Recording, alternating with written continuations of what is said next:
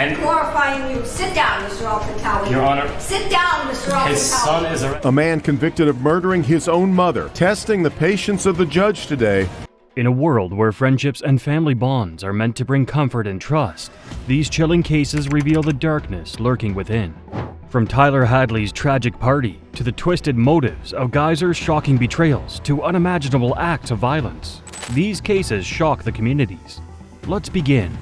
Just deciding in the last 15 minutes that Tyler Hadley will spend the rest of his life in prison without the possibility of parole. On the evening of July 16, 2011, 17-year-old Tyler Hadley made a choice that would shock his family, friends, and community forever. Earlier that day, he posted on his Facebook wall, "Party at my crib tonight. Maybe." It sounded like an ordinary teenage invitation, but behind those words was a dark plan he had been plotting for weeks. Tyler Hadley was a teenager struggling with serious personal challenges. His parents, Mary Jo and Blake, cared deeply for him and wanted to help. They decided that enrolling him in an inpatient program for support might give him a chance at a better future. However, Tyler felt overwhelmed and upset about this decision. He didn't know how to express his feelings and felt trapped. One evening, after taking harmful substances, Tyler's emotions took a dangerous turn. His mother, Mary Jo, was sitting in the family room working on her computer. Tyler, in a moment of anger and confusion, hurt her with a hammer he found at home. Hearing the commotion, his father, Blake, rushed into the room. Shocked by what he saw, Blake asked his son why this was happening. However, Tyler, overcome by anger and sadness, responded without thinking and made a choice that changed their family forever. Mary Jo and Blake Hadley in 2011 by their own son with a claw hammer when he was just 17. After the murders, he tried to cover up what he had done by moving their bodies to another room and cleaning the house to hide the evidence. He even placed some household items over them, as if trying to pretend nothing had happened. Instead of reflecting on his actions, Tyler decided to go ahead with a party he had been planning. Using his parents' credit cards, he withdrew money to buy snacks and supplies. That evening, around 60 people came to his house for the party. Some guests noticed an odd smell but didn't think much of it. During the party, Tyler tells his friend Michael Mandel the truth about what has happened. He even showed Michael the room where his parents were. Michael was shocked and didn't know what to do at first, but after staying for a while, he left and called the police. Early the next morning, Tyler was arrested. When the case went to court, Tyler decided not to argue against the charges and pleaded no contest to 2 counts of first-degree murder. This means he accepted the charges without admitting guilt. Because Tyler was a minor, he couldn't be sentenced to death. But the court still gave him a very harsh punishment: 2 life sentences without the chance of ever being released. It was a decision that left no room for hope or change. Hereby the judgment and sentence of the court that as to both counts 1 and 2, the defendant be sentenced to life without the possibility of parole. However, years later, laws began to change. People started to believe that young offenders, even those who committed horrible crimes, should have the chance to prove they've grown and changed. In 2018, Tyler's case was reviewed under these new laws. His sentence was changed to life in prison, but with a chance for a judge to review it someday. This means that in the future, Tyler might have a chance to show he's changed and ask for a second chance. At the time Tyler was sent to court for resentencing, he said, "I apologize for what I did and said. I still don't understand myself and the reason for my atrocious actions. I really don't know. Contrary to what anyone else may tell you, I am telling you the truth. For me to try and explain would be like making excuses, and there is no excuse. I still don't understand myself and the reasons for my atrocious actions. I really don't know, contrary to what anyone else may tell you." The story of Tyler Hadley is a heartbreaking reminder of the consequences of untreated issues and poor choices. His parents, who had desperately tried to help him, became his victims in a senseless act of violence. Meanwhile, Tyler's life, full of potential, was destroyed by his actions. After he told me, I didn't believe him because he's been my best friend forever. I would never suspect anything like this. From Tyler's shocking betrayal of trust, we move to another young life twisted by anger and fractured relationships, where a son's desperate act left his family broken forever. A man convicted of murdering his own mother, testing the patience of the judge today. In 2017, a shocking and tragic event took place in Farmington Hills, Michigan. A teenager named Muhammad Altantawi was convicted of killing his mother, Nada Hurania, when he was just 16 years old. This case gained widespread attention, especially after it was revealed that the young boy had brutally smothered his mother and then tried to cover it up. Muhammad's family had always been a bit complicated. His mother, Nada, was a fitness instructor who was very independent and strong-willed. For a long time, she felt trapped in her marriage and made the difficult decision to separate from her husband. This decision was tough for the family, and it especially upset Muhammad, who struggled with the change in their household dynamics. As time went on, the tension grew and the family's relationships became strained. On one tragic day, August 21, 2017, the situation escalated. In a moment of overwhelming anger and confusion, Mohammed took a drastic and terrible step. He smothered his mother with a cloth that had a dangerous substance on it. Afterward, he pushed her body out of the second-story window in an attempt to make her death look like an accident. Despite Mohammed's attempt to stage the scene, security cameras caught the horrifying moment when he was seen throwing his mother's lifeless body from the window. This footage was a key piece of evidence that led to his conviction. During the trial, Mohammed continued to maintain his innocence and claimed he was being discriminated against because of his background. However, the jury saw that Mohammed was put on trial for the death of his mother. Security cameras had captured a disturbing scene where he was seen throwing his mother's lifeless body from a window. This footage played a critical role in the investigation and was a key piece of evidence in the case. During the trial, Mohammed insisted that he was innocent. He argued that he was being treated unfairly because of his background. Despite his claims, the evidence was clear, and the jury carefully considered the facts. They saw through his excuses and determined that he had intentionally harmed his mother. In the end, Mohammed was convicted of first-degree premeditated murder. Mohammed Altantawi has been sentenced to 35 to 60 years in prison for the tragic murder of his mother, Nada Haranye. Homicide, murder in the first degree, premeditated, that you be sentenced to 35 years to 60 years with the Michigan Department of Corrections. Mohammed's sister, Aya Altantawi, was the one who discovered their mother's lifeless body. She has since shared her deep emotional pain and confusion about why her brother would commit such an awful act. Aya spoke of how hard it was for her to understand how someone so close to her could do something so horrible. And Aya said, "If he dies today, I will not go to the funeral. I would throw a party instead." As the legal process continues, Mohammed is still trying to appeal his conviction, hoping for a reduction in his sentence. However, despite his ongoing attempts, the family and the court have worked together to ensure that justice is done for Nada, bringing some sense of closure to her tragic loss. The case was deeply emotional for everyone involved. Aya's discovery of her mother's body and the subsequent trial shook the family and the community. The brutal nature of the crime and the fact that it was committed by a son against his mother left many people heartbroken.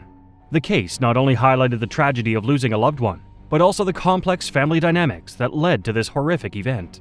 As Altantawi murdered his young mother, another betrayal unfolded, this time between friends, revealing how envy could escalate to a devastating crime. She had all kinds of different drawings, but they were also very dark.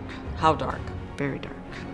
Like Scary monsters. She drew things that would make me, I would not want my little kids to see that. On March 8, 2015, police responded to a chilling scene in a small home in Peel, Wisconsin.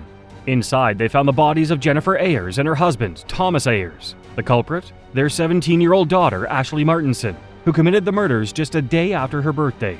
The case shocked the nation, drawing attention to the dark secrets that had been buried in the Martinson household.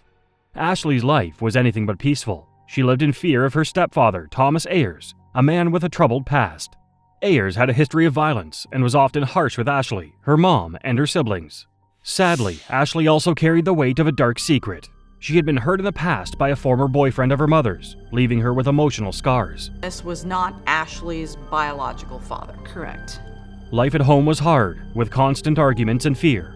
Ashley struggled with feelings of sadness and anxiety, making her feel stuck in a tough situation. Things got worse when her mom and stepfather discovered her secret friendship with a 22-year-old named Ryan Sisko. Furious, they took away her car and phone, cutting her off from Ryan completely.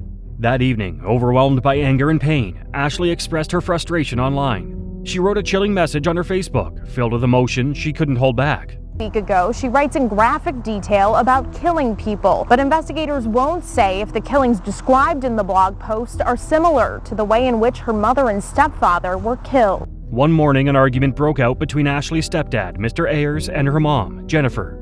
Ashley had seen Ayers hurt her mom many times before, but this time, she was terrified for their lives.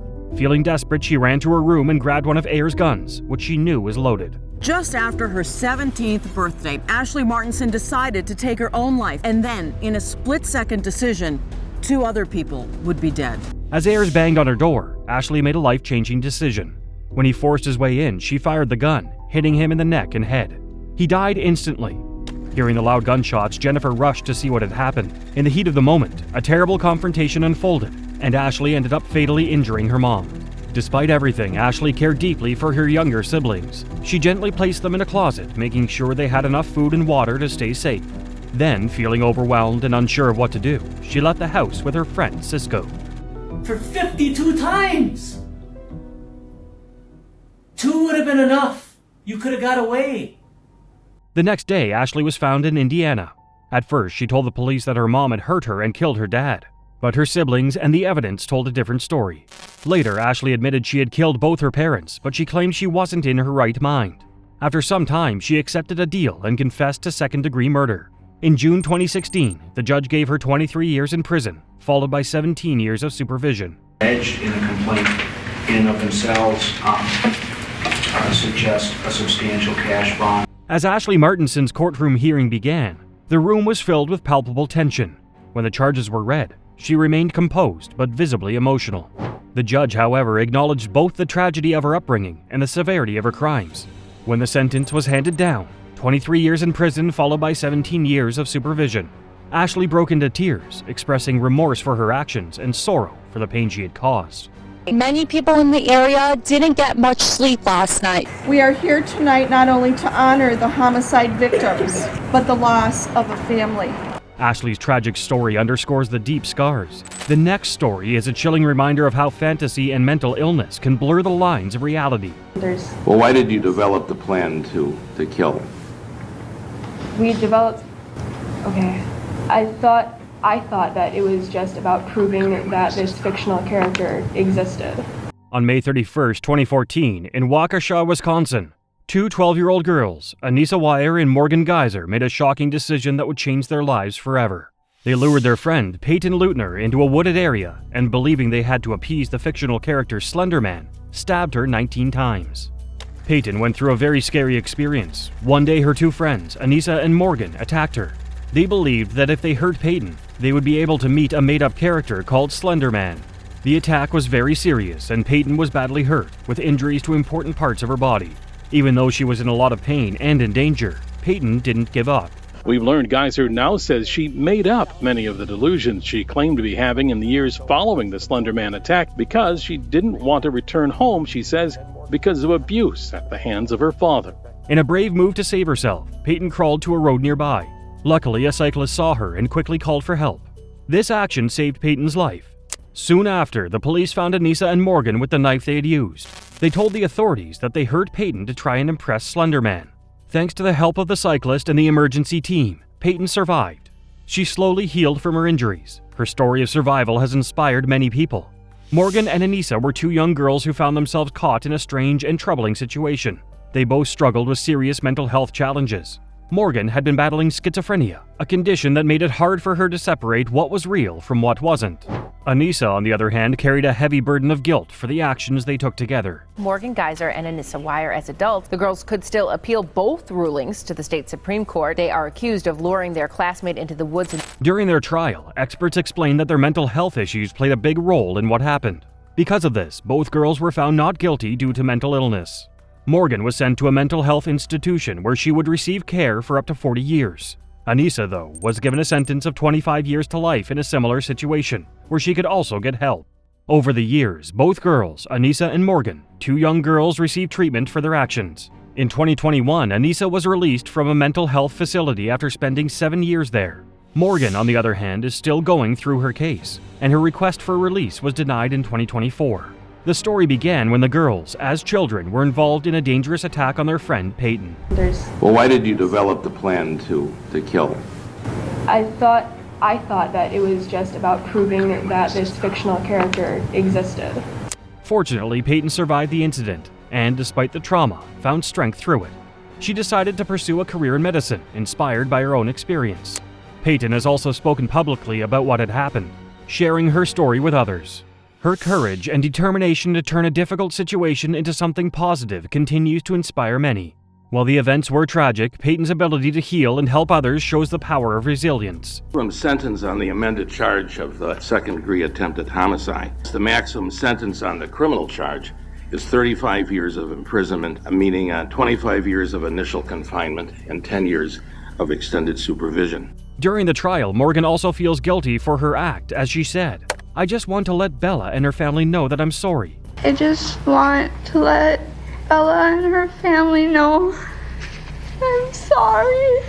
The community was shaken by the violence, leading to debates on the impact of internet stories on young minds. However, Peyton's strength in recovery and her forgiveness towards her attackers sent a message of hope. Her resilience inspired many, as she emerged from the tragedy stronger than ever. The case also highlighted the need for greater awareness of mental health issues and the influence of online content on vulnerable individuals. Next, we turn to Colin Griffith, whose shocking actions blurred the line between anger and calculated intent. An unbelievable case here. A 17-year-old boy, once arrested for killing his father, is now arrested for killing his mother in Polk County. In September 2024, a quiet Florida neighborhood became the scene of a shocking crime. 17-year-old Colin Griffith stood outside his grandmother's house, his clothes soaked in blood, calmly waiting for the police. Inside, his mother, Catherine Griffith, lay dead on the floor. A single stab wound to the neck had ended her life. What Colin told officers would leave even experienced detectives questioning how a tragedy like this could unfold. They were yelling at one another, and he grabbed her and drug her in the house, and like I said, I don't know what happened on the inside. The horror started hours earlier. Neighbors described a heated argument that spilled outside. They watched as Colin grabbed his mother by her hair and dragged her back into the house. They were yelling at one another, a neighbor said, and then he just grabbed her and dragged her inside. When officers arrived, Colin's explanation was chillingly detached. He claimed Catherine had fallen on the knife during an argument, but this wasn't Colin's first encounter with violence. Just 18 months earlier in Oklahoma, Colin fatally shot his father, Charles Griffith. He claimed self-defense, saying his father had attacked him with a knife. Without enough evidence to disprove him, prosecutors dropped the charges. Neighbors had long suspected trouble in the Griffith household. Arguments between Colin and his mother often escalated into violent outbursts. Once he stomped on her in a fit of rage. "We always worried something would happen," one neighbor said, but nobody thought it had come to this. Now, as the reality of Catherine's murder set in, one thing became clear. This wasn't just a tragic act of violence. It was the culmination of years of unchecked behavior and a justice system that failed to intervene before it was too late. Judge says this couldn't have happened. It's important to understand, when you look at this, you see a kid. When I look at him... As investigators dug deeper, a disturbing pattern of escalating violence emerged. Reports revealed that Colin had been arrested just months earlier for attacking his mother after she revoked his video game privileges. Catherine's cries for help during late-night altercations were well known in the neighborhood, but the response was minimal. Forensic evidence quickly unraveled Colin's story. The medical examiner determined the stab wound was no accident. The angle and force suggested a deliberate act of violence. Even when confronted with this evidence, Colin's demeanor remained unsettlingly calm. He offered no remorse, no explanation. This revelation added weight to the charges against him, while sparking a broader conversation about the systemic failures that had allowed this tragedy to happen. Could Catherine's death have been prevented if someone had stepped in sooner? He's violent. He's dangerous. He showed zero remorse. Zero remorse when he was being interviewed. Colin Griffith was charged as an adult with first-degree murder and kidnapping. In court, his expressionless demeanor shocked the room. Witnesses described him as cold, unrepentant, and detached, even as the gravity of his actions unfolded before him. The trial marked the end of a tragic sequence of events that began with his father's unresolved death and ended with his mother's brutal murder. She just lost her daughter and undoubtedly her grandson, so it's a sad day for all. Colin is charged with first-degree murder, kidnapping, and violation of a no-contact order. The sheriff is requesting he be charged as an adult. The community was consumed by shock and sorrow. Neighbors, haunted by the memories of escalating turmoil in the Griffith household, questioned if intervention could have saved Catherine's life. Many remembered the frequent arguments and violent outbursts that had gone unchecked for years. Catherine's final, fearful messages became a haunting reminder of how her desperate pleas for safety went unanswered. Colin Griffith's case was a devastating example of systemic failures. Authorities had missed several chances to intervene, from his violent history to his earlier involvement in his father's death. These oversights not only cost Catherine her life, but left a neighborhood grappling with feelings of guilt and regret. The deaths of Charles and Catherine Griffith stand as a chilling warning about the consequences of ignoring domestic violence and mental health crises. Investigators discovered he shot and killed his father in Oklahoma in February of 2023 after claiming his father pulled a knife on him. Those charges were later dropped. Was there anything else that could have been done? Because had Oklahoma been able to act, Catherine would be alive and well today. The next case is that of Nicholas Browning, a teen whose shocking betrayal shattered his family in the most unimaginable way.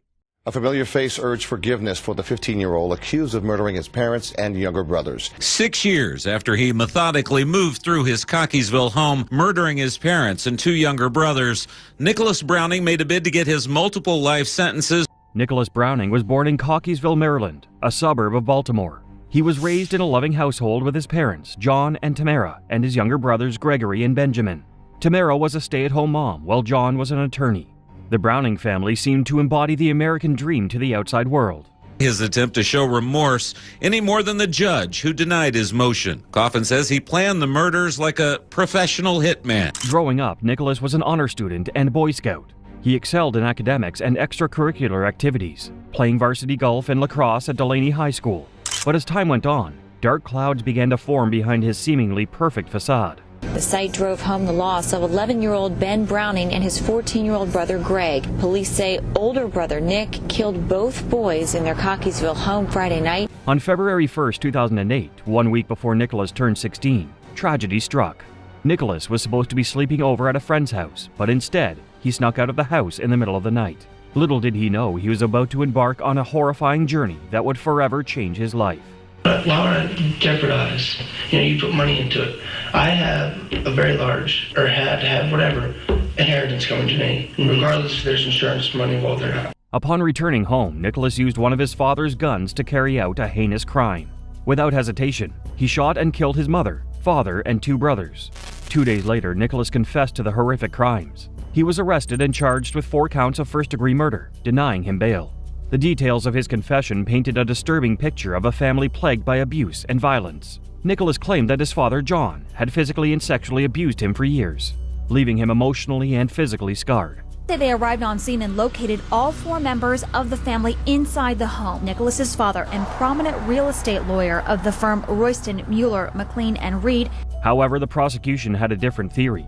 The prosecution alleged that Nicholas committed these murders to gain control over his life and exert dominance over his family. They argued that Nicholas killed his parents because he didn't want anyone telling him what to do, and that his decision to shoot his brothers was motivated by his desire to secure the entire inheritance for himself. The same teen who murdered his entire family.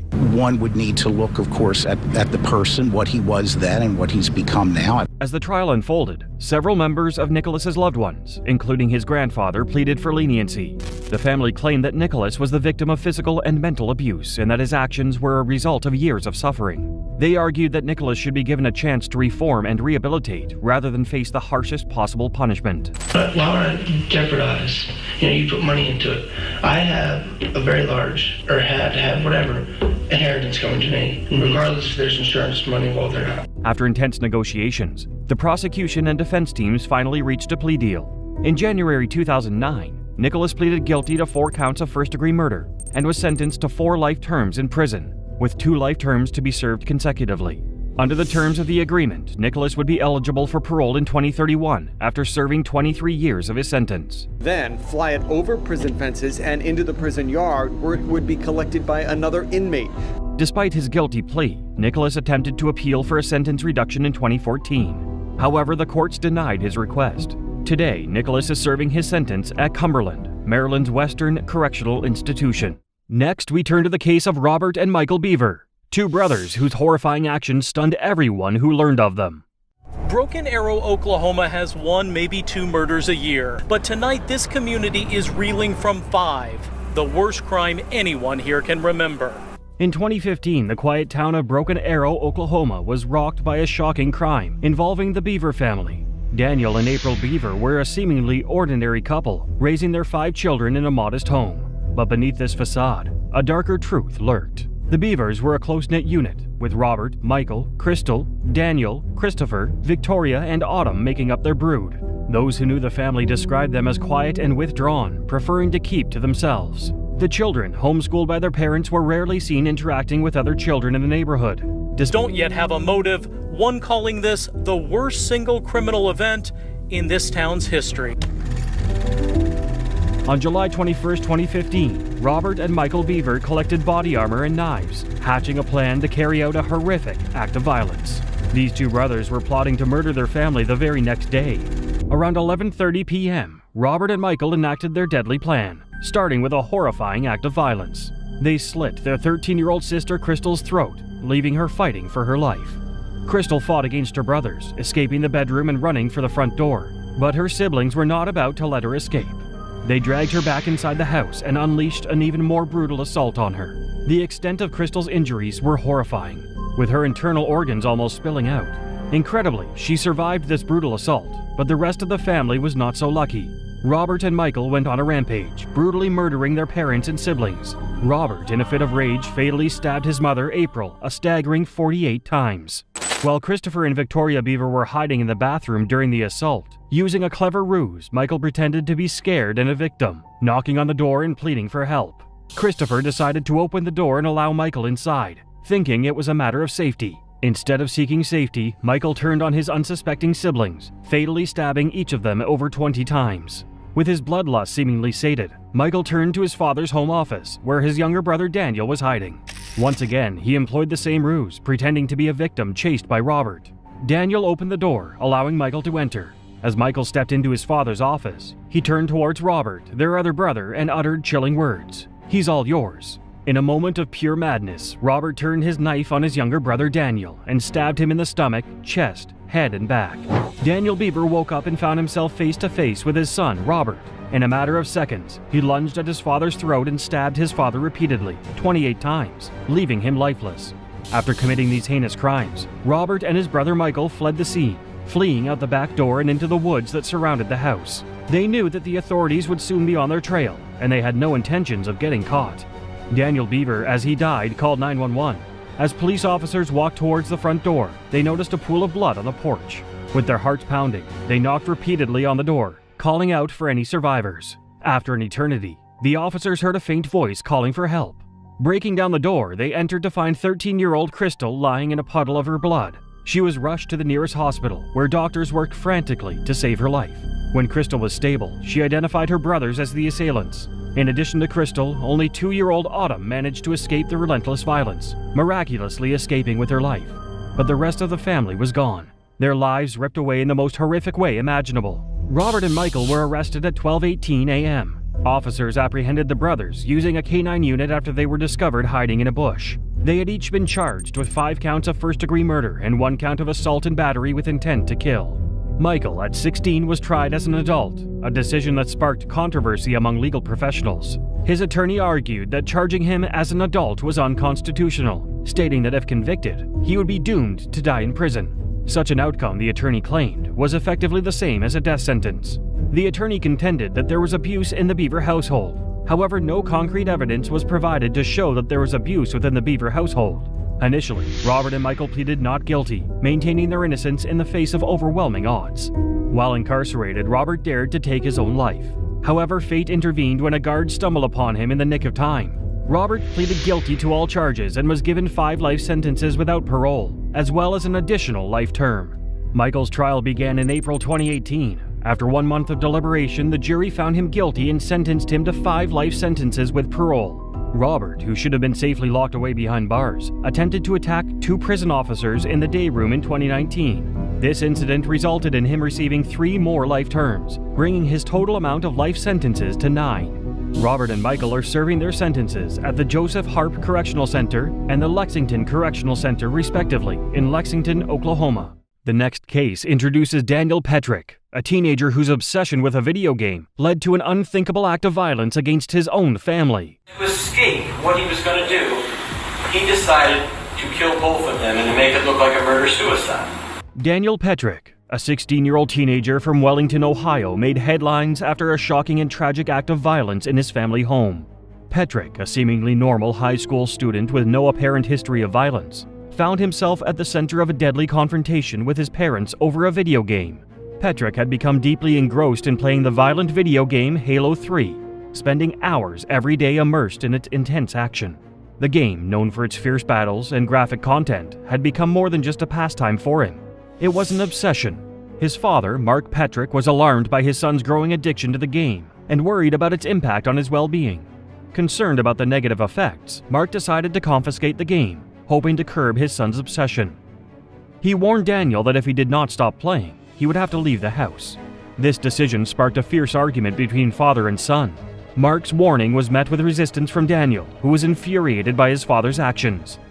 Feeling betrayed and misunderstood, Daniel's anger escalated, and he became more determined to play the game. In a fit of rage, he chose to take matters into his own hands, ignoring his father's authority and escalating the situation further. The tension between them grew as the conflict deepened, marking a turning point in their relationship and highlighting the destructive potential of excessive gaming and unresolved family issues. At your mom first? No, it was at my dad first. Do you remember that look on her face? I do.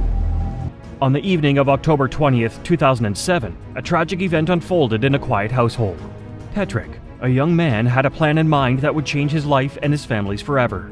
Disgruntled with his parents, he decided to steal his father's gun and a video game, intending to confront them in a violent manner.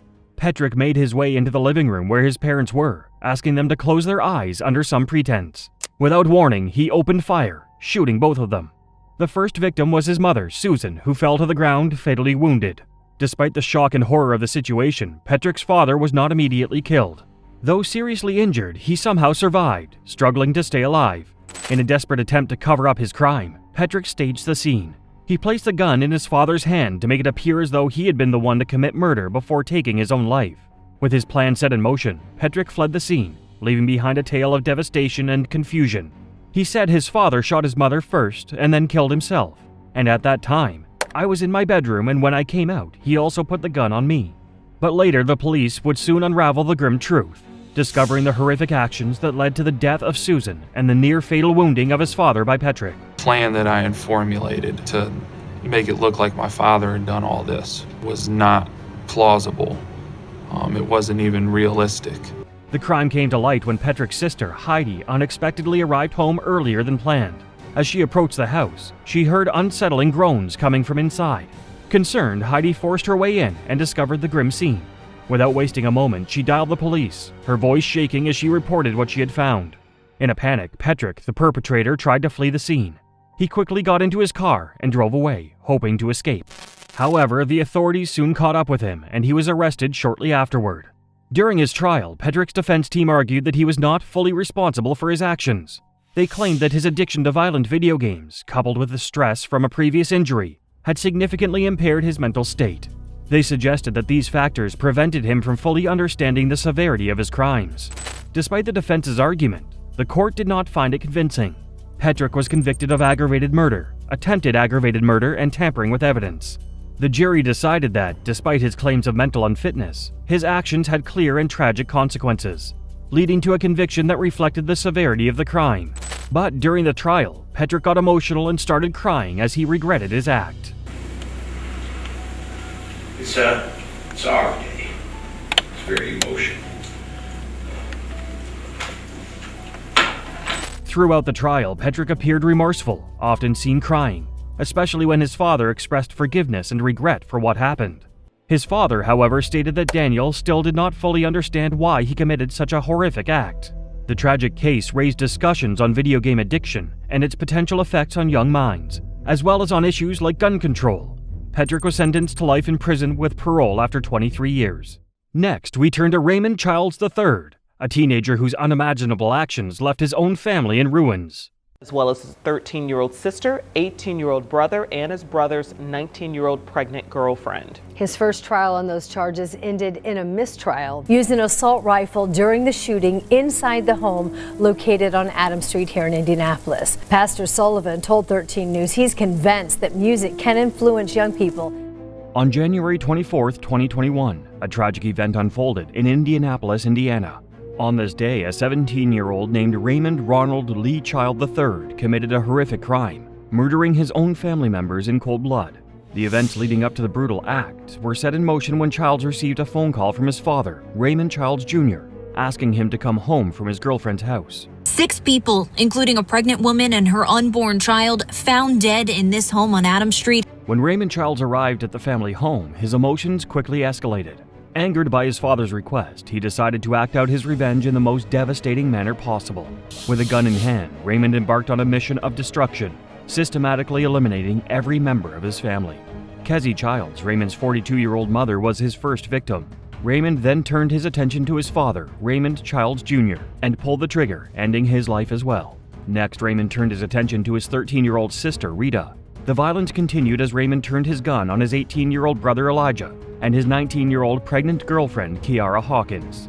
In the midst of this carnage, Raymond's 15-year-old brother managed to escape and sought refuge at a neighbor's house. Alerting the local authorities, the survivor provided crucial information that would lead to Raymond's arrest. According to the testimony of the brother, Raymond shot both their parents in their home on Adams Street. The devastated father, in his last moments, uttered the words, "I'm sorry, Raymond. I love you." Based on the evidence provided by the brother, Raymond Childs III was arrested and charged with 6 counts of murder and 1 count of attempted murder. He was charged as an adult under Indiana law, which meant that he faced the possibility of a maximum sentence of life without parole. In July 2024, Raymond Childs III finally went on trial for his crimes. However, the trial ended in a mistrial when a witness addressed Raymond from the stand, asking why he had committed the murders. This unexpected turn of events caused a mistrial, leaving Raymond's fate hanging in the balance. On October 24, 2024, the court proceedings surrounding Raymond's retrial came to a conclusion. After a 5-day trial, Raymond was found guilty of murder, attempted murder, and a misdemeanor charge of carrying a handgun without a license. Prosecutor Ryan Mears delivered a powerful statement following the verdict, expressing his utmost satisfaction.